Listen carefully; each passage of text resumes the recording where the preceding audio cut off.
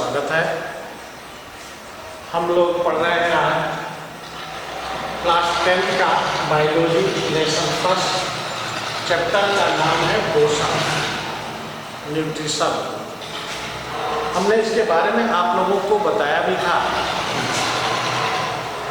कि इस संसार में दो तरह के पदार्थ पाए जाते हैं। पहला सजीव पदार्थ, दूसरा निर्जीव पदार्थ। सजीव पदार्थ के बारे में हमने बताया था कि जिसमें जीवन होता है उसको सजीव पदार्थ कहते हैं,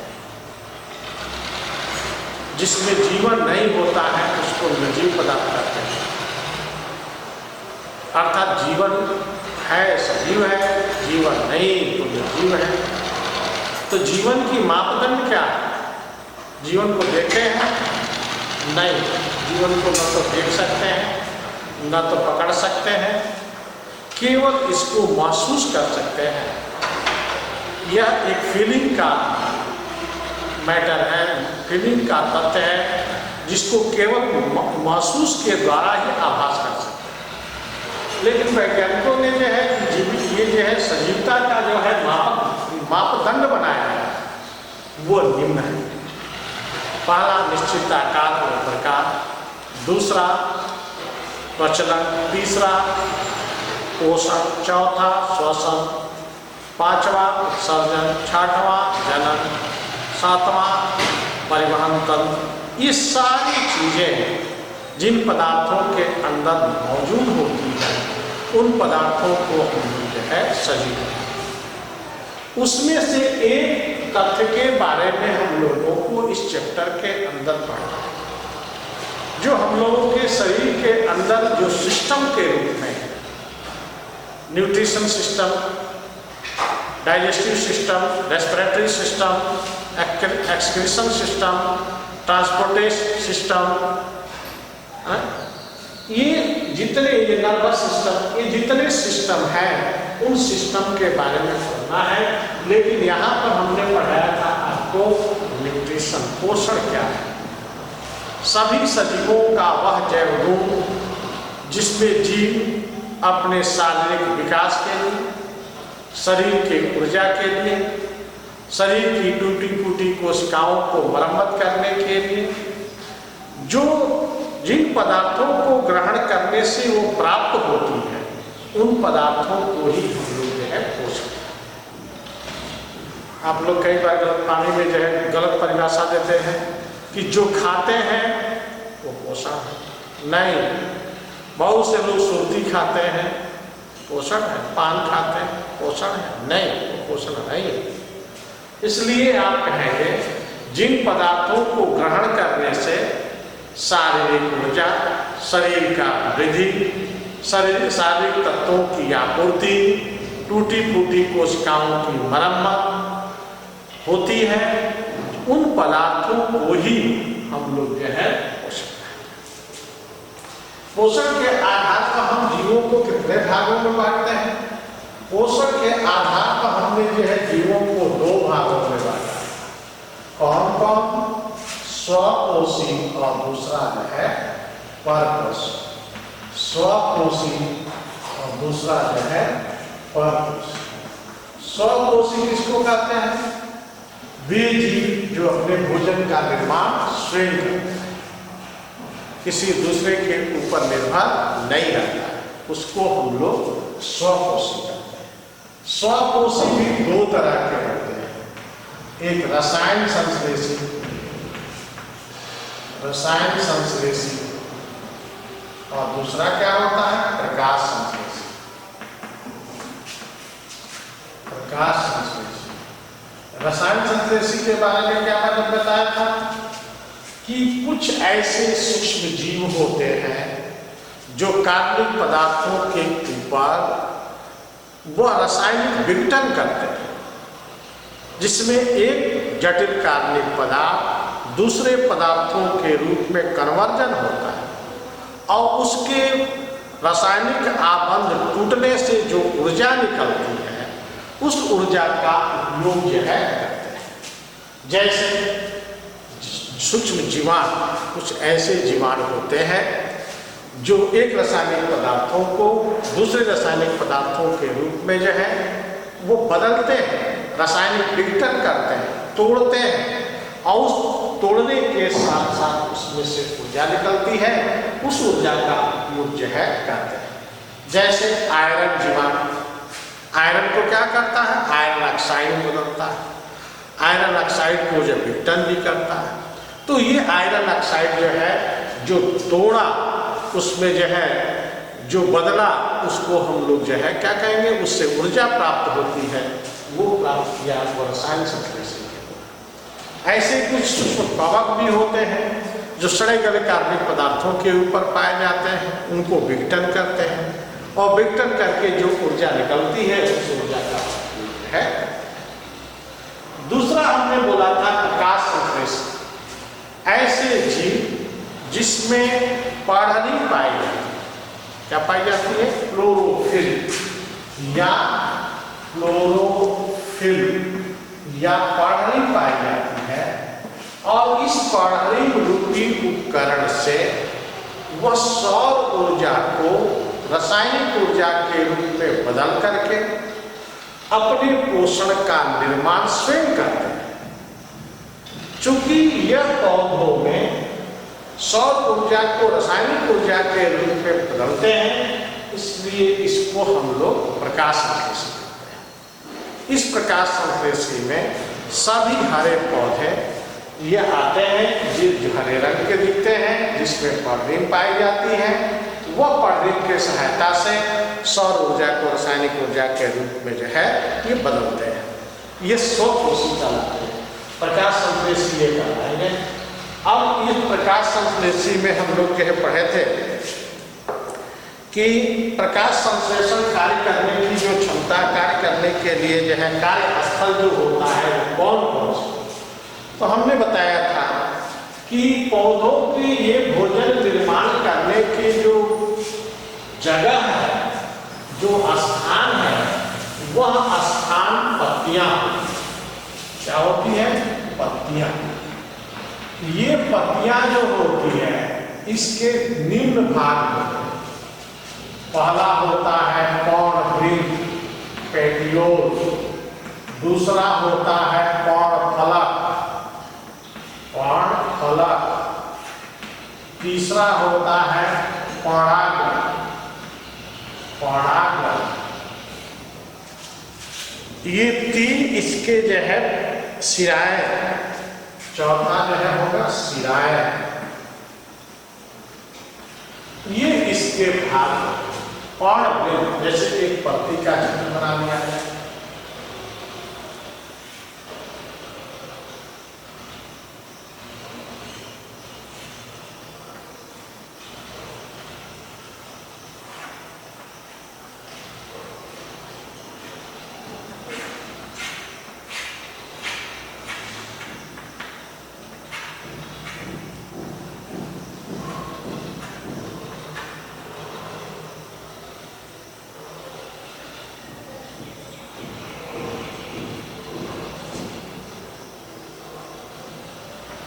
ये क्या है, पेटियोल या पर्णवृंत, ये पर्णवृंत। ये क्या है, पर्णफलक है, पर्णफलक। ये इसमें क्या है, शिराएं है। शिराएं दो तरह की होती है, जालिका शिराविन्यास और समांतर शिराविन्यास। ये क्या है, पर्णाग्र, क्या है, पर्णाग्र, पर्णवृंत, पर्णफलक, शिराएं, पर्णाग्र। यह चारा, ये शिराएं, यह पत्तियों का कीचे बूंद है जिसमें ये भोजन का निर्माण करते हैं। ये पत्तियों के अंदर प्रकाश संश्लेषण की क्रिया होती है। उस प्रकाश संश्लेषण को समीकरण हमने बताया था 6CO2 प्लस 12H2O यहाँ पर सूर्य का प्रकाश और नीचे पढ़हरे C6H12O6 plus 6O2 plus 6H2O हो जाएगा, यहाँ 12 लिख दिया। तो ये जो है प्रकाश संश्लेषण का ये समीकरण होता है।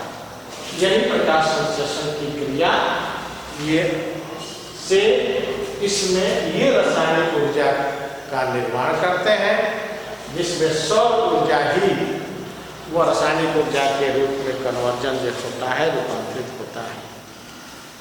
पत्तियों के आंतरिक संरचना के बारे में हमको बताया कि पत्तियों के आंतरिक संरचना को देखें तो ऐसे आंतरिक रचनाएं उनके अंदर जो है पाई जाती है, जिसमें सबसे ऊपर की तरफ जो है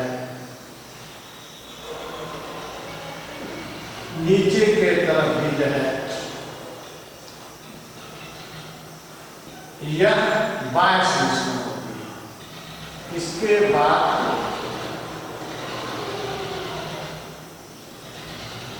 यहाँ पर एक रंध्र बना लीजिए।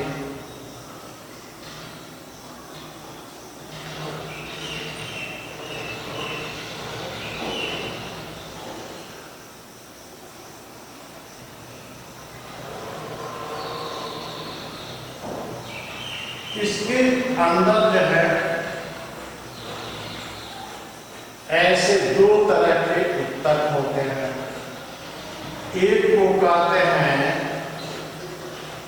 आपका पेरिसेट और दूसरे को कहते हैं स्पंजी सेल्स। इसके बीच में संवहन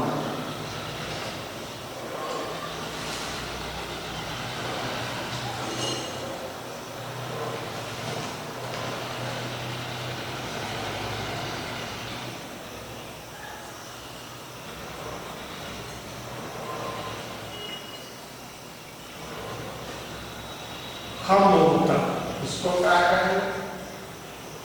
हिंदी में कहते हैं खम्भ उत्तक।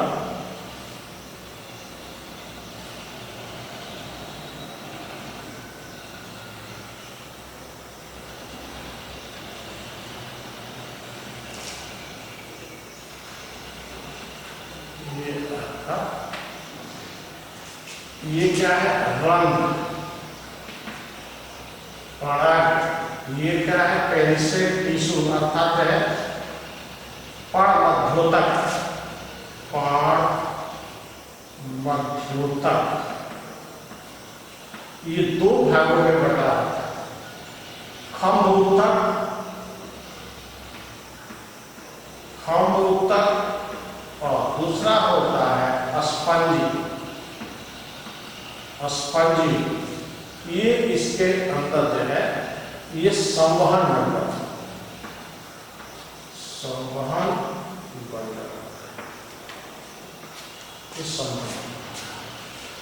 ये पत्ती की आंतरिक संरचना का जो है ये भाग होता है। इसी पत्तियों के अंदर ये प्रकाश संश्लेषण की क्रिया होती है, जिसमें सबसे बाहर के तरफ अग्र पर्णमध्योतक अर्थात सबसे बाह्य त्वचा या एपिडर्मिस को बोलते हैं, पत्ती का अग्र बाह्य त्वचा। नीचे वाला जो होगा ये जो है आपका लोअर एपिडर्मिस या निचला अंतःत्वचा। दोनों के तरफ पर्णमध्योतक होती है। यह पर्णमध्योतक दो भागों में बटी होती है, पहला खम्भ उत्तक और दूसरा स्पंजी उत्तक। खम्भ उत्तक में ही ये छोटे छोटे जो है पढ़ने पाए जाते हैं। कहाँ पाए जाते हैं? खम्भ उत्तक में ही या पेरिसेट टिश्यू में ही ये आपके पर्णमध्योतक कोशिकाएं, इसमें पेरिसेट टिश्यू के अंदर ही ये आपका क्लोरोफिल जो है पाई जाती है। उसके नीचे की तरफ जो खाली स्थान है वह स्पंजी उत्तक के अंदर होते हैं और इस स्पंजी उत्तक के बीच में एयर चैम्बर क्या होता है? एयर चैम्बर वायु लिखा है। एयर चैम्बर या वायु गुलिकाएं होती है। इस वायु गुलिकाओं के अंदर वायु रहते हैं। ये पत्ती की आंतरिक संरचना होती है। तो हम लोग जो है ये दोहराए थे, इतनी संरचना के बारे में हमने पढ़ाया था। और इसके बाद है परकोशीय स्वकोशी में हमने जो है पौधों में प्रकाश संश्लेषण की क्रिया को दोहराया था। पौधों के अंदर प्रकाश संश्लेषण की क्रिया को हम निम्न रूपों में निरूपित करते हैं। पहला इसके बारे में हम लोग जो है बताया था कि पौधों के अंदर हरित लौक ही प्रकाश संश्लेषण क्रिया का केंद्र बिंदु होता है। इस प्रकाश संश्लेषण की क्रिया 2 चरणों में पूरी होती है। पहला बताया था प्रकाशिकी अभिक्रिया, प्रकाशिकी अभिक्रिया। दूसरा बताया था अप्रकाशिकी अभिक्रिया, अप्रकाशिकी अभिक्रिया। प्रकाशिकी अभिक्रिया क्या है, इसके बारे में हमने बताया था कि पौधों के अंदर के जो ऊतक होते हैं वह ऊतक जो होते हैं उच्च वर्ग के पौधों के अंदर ये लेंस के आकृति के या दीर्घवृत्ताकार आकार के पाए जाते हैं, जिसमें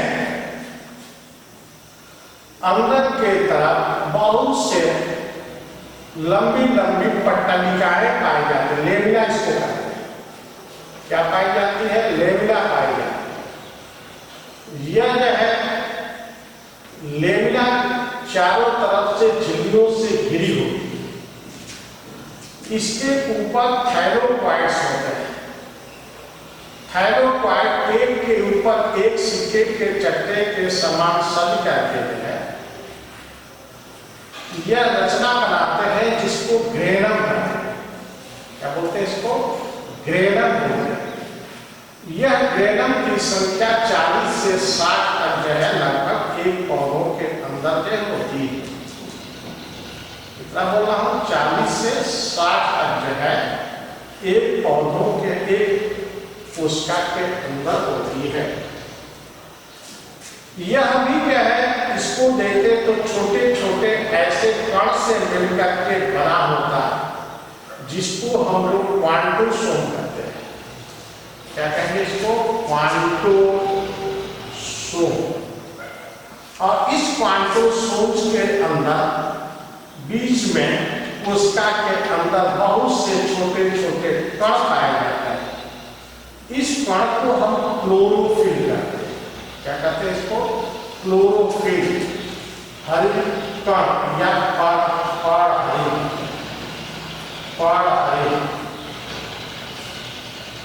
ये क्लोरोफिल की संख्या 230 लगभग एक सेल्स के अंदर होती है और यही प्रकाश संश्लेषण की इकाई होती है। हमने पढ़ाया था कि हरित लौक उच्च वर्ग के पौधों के अंदर इसकी संरचना लेंस के आकार की या दीर्घवृत्ताकार आकार की होती है, जो चारों तरफ से दोहरी झिल्लियों से घिरे होते हैं। बाहरी और दूसरा आंतरिक। अंदर के तरफ कल्कीय प्रोटीन युक्त तरह के पदार्थ जो है भरे होते हैं, जिसको हम स्टोमा कहते हैं। और इस स्टोमा के अंदर लंबी लंबी जो है पट्टियां पाई जाती है, जिसको हम पट्टनिकाएं कहते हैं, इंग्लिश में लेविना कहते हैं। यह लेविना के झिल्लियों के अंदर ऐसे एक के ऊपर एक थायरोक्वाइड सिक्के के चट्टे के समान रचना का निर्माण करती है। इस रचना को हम लोग ग्रेनम कहते हैं। इसको ग्रेनम कहते हैं। ये थायरोक्वाइड्स होते हैं, क्वाइड्स। ये थायरोक्वाइड्स के अंदर ऐसे छोटे छोटे क्वांटोसोम होते हैं, जिन क्वांटोसोम के एक सेल के अंदर 230 क्लोरोफिल पाई जाती है, जो क्लोरोफिल ही इस प्रकाश संश्लेषण की जो है इकाई है, ये मैंने बताया था। और इसी प्रकाश संश्लेषण की क्रिया ये ग्रेनम के अंदर होती है।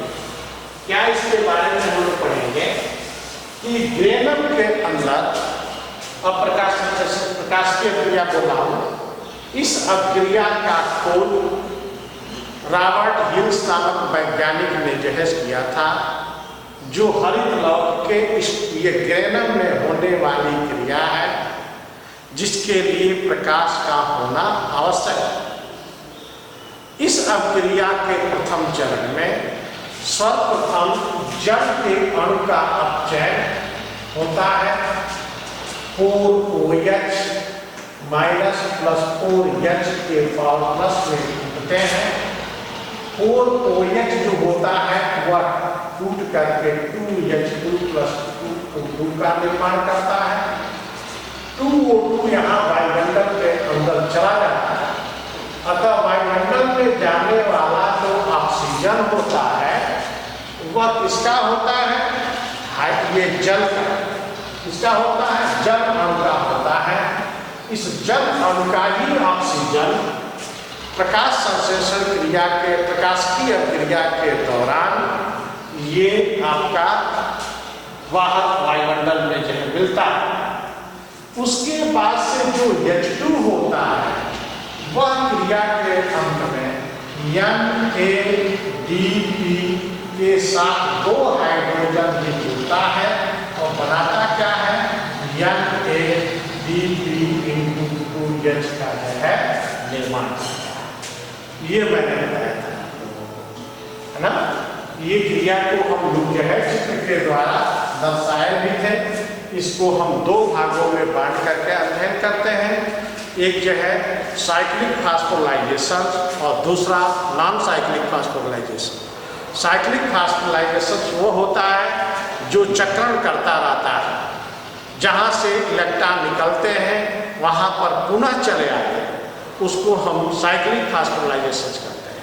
और दूसरा होता है नॉन साइक्लिक फास्फोराइलेशन, उस तरह के जो फास्फोराइलेशन जिसमें जहाँ से इलेक्ट्रॉन निकलता है वहाँ पर इलेक्ट्रॉन नहीं आता है, उसको हम नॉन साइक्लिक फास्फोराइलेशन कहते हैं। इस तरह से इसके अंत में क्या बनता है?